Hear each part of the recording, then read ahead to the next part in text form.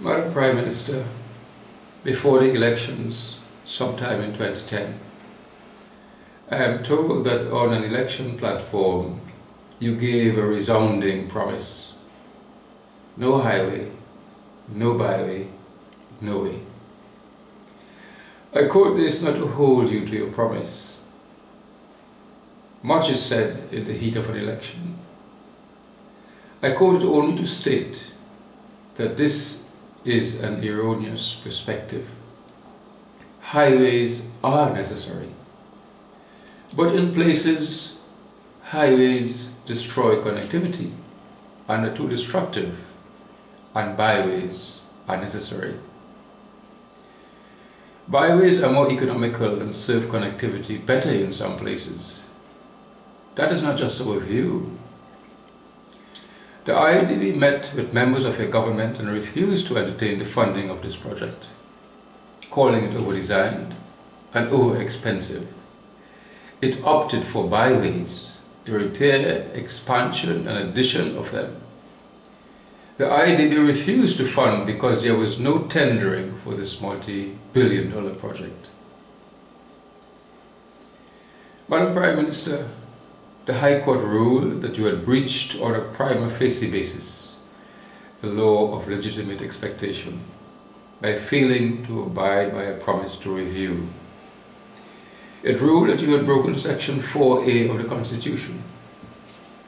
One appeal court judge, dissenting from the majority view, ruled that the Armstrong report was a breakthrough event, one that should have led to the grant of a conservatory order, an injunction to stop David Tumanda-Zero. Despite the rulings of the court 2-1 not to grant a conservatory order, there is little consensus on key issues. That is why the matter remains live and the matter will be taken to the Privy Council. In a few days, madam, I intend to go on a hunger strike. No one wants this. It is a hateful thing. Absolutely no one wants it. But what choice do we have? How many more diplomatic efforts? How many more sacrifices and prayers? How many more demonstrations and arrests? How many more times do we have to go to court and witness delay after delay after delay, rather than the expeditious treatment of our matter?